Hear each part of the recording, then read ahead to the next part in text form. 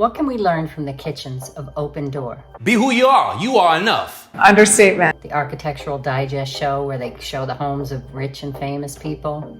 You've never cooked in here. The most we ever cook in here, quite honestly, is probably a toasted bagel. I've used this. If you said not much, you'd be wrong. The design knowledge abounds. This is an espresso machine, and if you look closely, you'll see the directions are all here for me because I'm too stupid to figure out how to do it on my own. I'm going to show you after countless hours lost of my life to these shows. I don't cook anything in here. What I've learned from their kitchens and what you can take for your kitchen design. Their kitchens are always a sight to behold. I mean, they are gorgeous.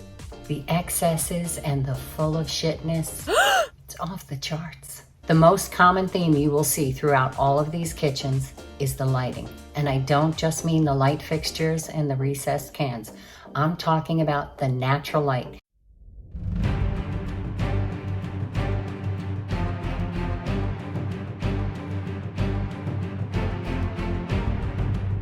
Love that, again, there's no door, so it feels still relatively open, but we have those comfortable spaces. Skylights, walls of glass that slide away, giant windows. They sacrifice upper cabinets in order to get that natural light, and that makes the kitchen.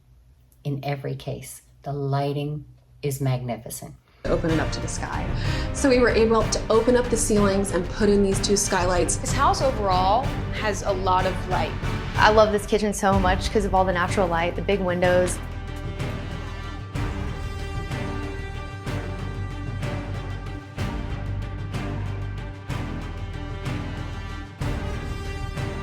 When you're in this home, you feel like you still get the feeling of being outdoors. You'll also notice you don't see that sea of white glowing discs in the ceiling.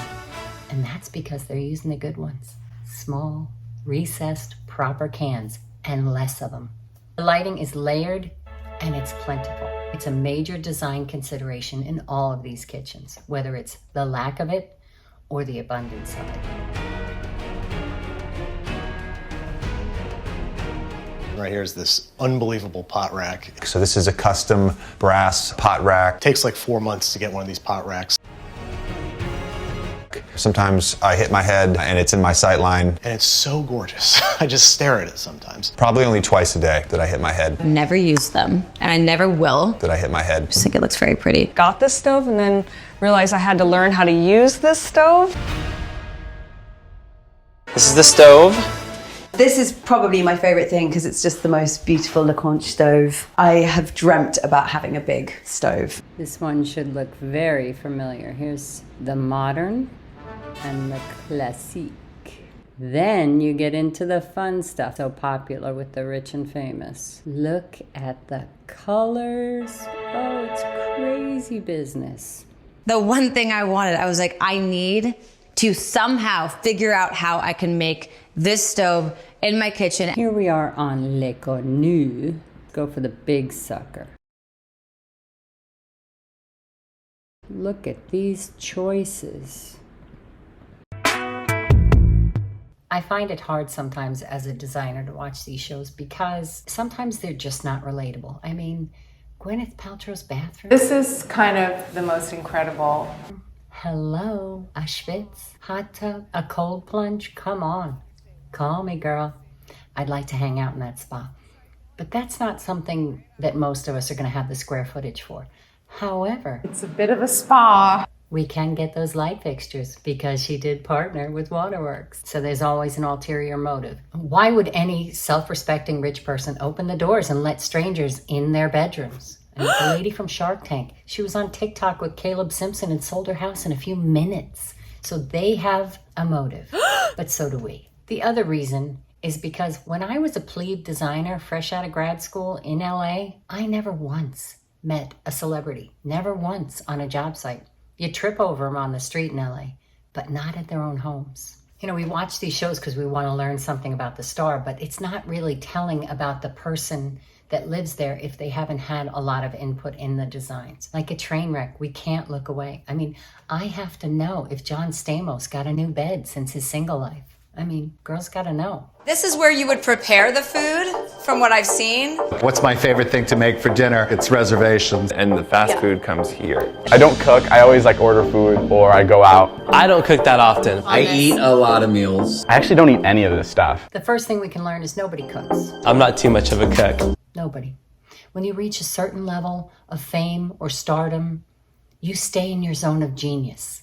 And if you're not a TV chef, that zone of genius ain't the kitchen. I never cooked. Which I've never used. Because I rarely cook myself. It will hopefully one day be used. Sometimes I lay on this and just stare at the ceiling, thinking about things I want to make. I've also always wanted one of these things. Yeah, I'm gonna make some serious hard-boiled eggs with this thing. I had never seen these before. It's a pot filler, so you don't have to, put water in and then carry it. You just can do it right here. That's when I knew that I wanted the house. One of these, because it looks like I know how to cook and I'm a professional chef. When we look at these beautiful images, look at them and see if they'll work for you. I love Emma Chamberlain's kitchen. I think it is magnificent. It gives me such inspiration. However, she doesn't have enough countertops for me. There's no way my family is sitting at that dining room table. It just won't work. They're not always designed for function. 4 ovens for, I don't know, when you want to make 4 cakes at the same time, I guess. Is this kid a caterer? A narrow kitchen. I practically live in here. Because I do love to cook. And so I've spent a lot of time on Pinterest and a lot of Art Digest. I put the kitchen on the ground floor. A lot of people put it up in the parlor rooms and the big rooms, but I liked it down here. It was a very bold choice. Another one of my childhood fantasies to be able to have a breakfast nook.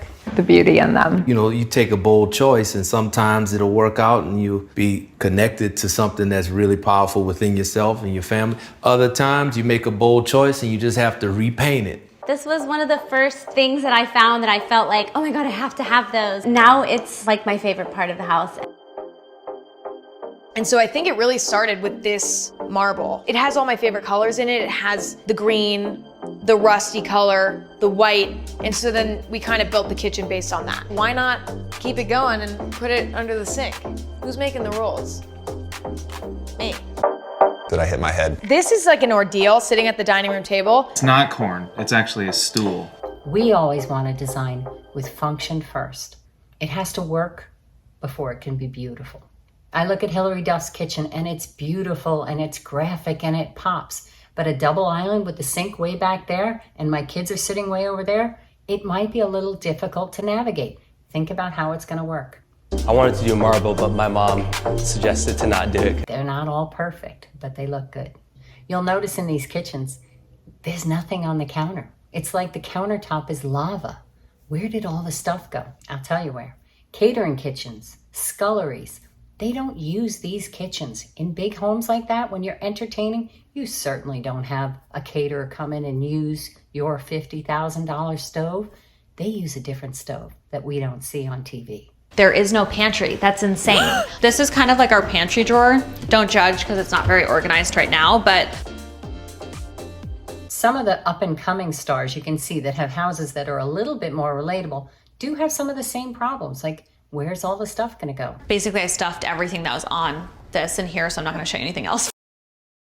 It's all hidden in the drawers. Whether you're famous or infamous, you need to hide the bodies. So everything in these homes is behind doors. Full height pantries, sculleries, a real pantry, pull-out pantries, cabinets. There's nothing left. You see no appliances, junk, keys, phones, ingredients, no sponges. Where are they? The only ones that had a glimpse of humanity on their countertops were the moms.